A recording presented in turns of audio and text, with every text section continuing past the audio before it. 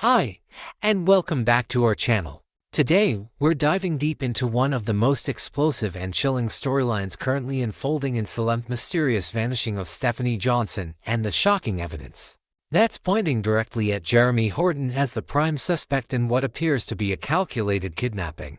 Could Jeremy really be responsible for Stephanie's sudden disappearance, or is this beloved character being set up to take the fall for a crime he didn't commit? Let's examine every piece of this intricate puzzle and uncover what's really happening behind the scenes in this heart-stopping Days of Our Lives mystery. The night everything changed began innocently enough at the highly anticipated book club opening, where Stephanie Johnson made the stunning decision to reveal her true identity to the literary world. For months, readers had been captivating themselves with the mysterious works of Anastasia Sands, never knowing that the talented author behind the pseudonym was none other than Stephanie herself. The revelation sent shockwaves through the gathered crowd, and what should have been a triumphant moment of professional achievement quickly descended into a nightmare that nobody could have predicted. Stephanie's decision to step out of the shadows and claim her work publicly was bold and brave, but it may have also painted a target on her back that she never saw coming. The last confirmed sighting of Stephanie places her outside the beloved Brady's pub, anxiously searching for Alex Kyriakis in the midst of the Halloween chaos that had overtaken Horton Square. Alex, ever the hero, had thrown himself into danger to protect Cat Green from what appeared to be a violent attacker wielding a menacing carving knife fresh from the pumpkin carving contest. The assailant was dressed in a scientist costume, a detail that immediately raised red flags for witnesses, because Jeremy Horton had been spotted earlier that evening wearing an identical outfit. The timing couldn't be more suspicious, and the visual evidence seems almost too convenient. Was Jeremy really the person behind that mask, or is someone deliberately trying to frame him by copying his distinctive costume choice? The surveillance footage from Horton Square is grainy at best, making it nearly impossible to definitively identify the attacker. But the circumstantial evidence is already building a damning case against Stephanie's ex. What makes this entire situation even more disturbing is the eerie parallel between Stephanie's real life and the fiction she created. Fans of her work will recall that Susan Banks had previously revealed to Stephanie that her breakthrough novel was destined to become autobiographical in nature, a prediction that seemed whimsical at the time but now carries sinister undertones.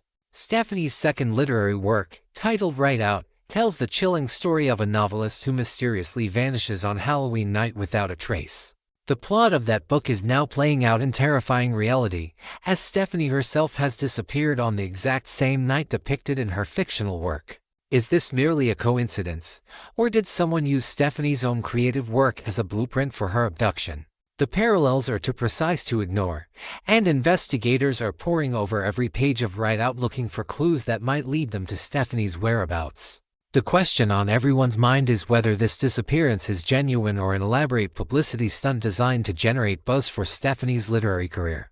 After all, the attempted attack on Cat Green in the square had all the hallmarks of stage drama, and some cynics are wondering if Stephanie is simply taking her marketing strategy to the next level. However, those who know Stephanie best firmly reject this theory. She's not the type of person to cause her loved ones unnecessary pain and anxiety for the sake of book sales. More importantly, if Stephanie were orchestrating some kind of elaborate disappearing act, she absolutely would have brought Alex into the plan from the beginning. Their relationship is built on trust and communication, and Stephanie would never leave Alex in the dark about something this significant.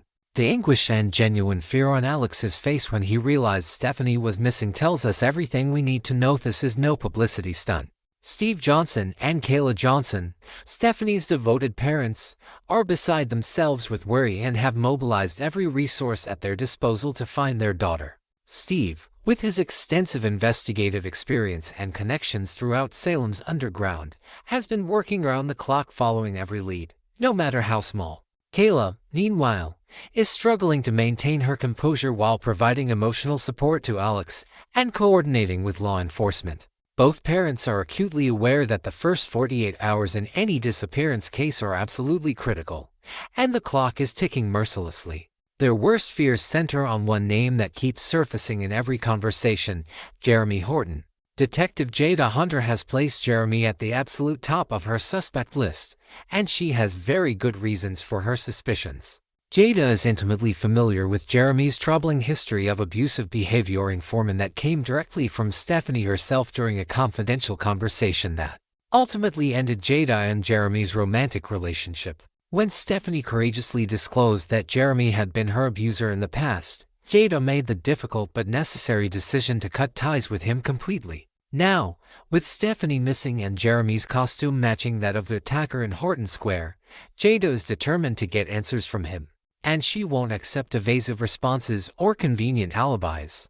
She's conducting aggressive interrogations and following Jeremy's movements in the days leading up to Halloween, looking for any crack in his story that might reveal the truth. Jeremy, for his part, is vehemently denying any involvement in Stephanie's disappearance and insists he has no knowledge of her current whereabouts. His protestations of innocence sound genuine to some, while others hear the desperate words of a guilty man trying to cover his tracks. But here's where the investigation takes an interesting turn. Has Jeremy exhibited any concerning behavior related to pumpkins recently? It might seem like an odd question, but the weapon used in the attack on Kat was a carving knife from the pumpkin contest. And any connection Jeremy has to that specific implement could be the smoking gun that seals his fate. Investigators are interviewing everyone who participated in the carving contest, trying to establish whether Jeremy had access to those knives and whether anyone saw him acting strangely around the pumpkin displays. What cannot be denied is that Jeremy still harbors a dark side that simmers just beneath his carefully constructed surface persona. This darkness becomes particularly evident whenever Alex Kyriakis enters the picture. Observers have noted the flash of something dangerous in Jeremy's eyes when he watches Alex and Stephanie together, possessiveness and resentment that suggests unresolved feelings and potential volatility. The question investigators are asking is whether Jeremy's problem is specifically with Alex as an individual, or whether it's the intimate closeness between Alex and Stephanie that triggers his darker impulses. If Jeremy views Stephanie as someone who belongs to him, despite their relationship ending long ago, then Alex represents everything Jeremy has lost, and that kind of jealousy can drive people to desperate, violent actions. However, here's the twist that's causing experienced investigators to pause. Jeremy might actually be too obvious as the primary suspect. In cases like this, the most obvious suspect is sometimes exactly the wrong person to focus on, while the real perpetrator operates freely in the background. Could someone be deliberately framing Jeremy, knowing about his troubled past and using it to divert attention from the actual kidnapper? Is there another player in this deadly game who has both the motive and the means to abduct Stephanie while ensuring that all evidence points toward Jeremy? The scientist's costume could have been copied by anyone who saw Jeremy earlier in the evening, and planting that carving knife at the scene would be child's play for someone with criminal sophistication.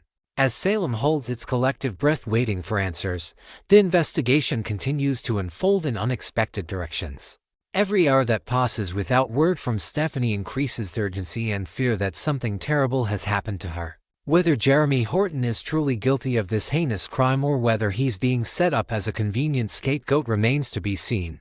But one thing is absolutely certain: the truth will eventually come to light. And when it does, the revelations will shake Salem to its very core. Stay tuned as we continue to follow this developing story and bring you every update in the desperate search for Stephanie Johnson.